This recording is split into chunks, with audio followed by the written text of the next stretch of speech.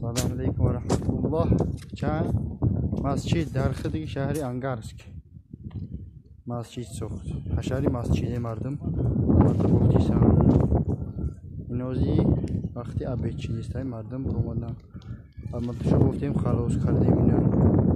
شلو روز شما بتونن میگیرن حشار رفته است اینا اما تو اینا گفتیم مسجد کسی که یک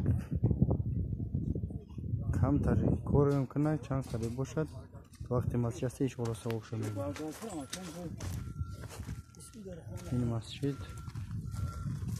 خود شهری انگارسک یودا میکنه مرحمت این شهری انگارسک بیا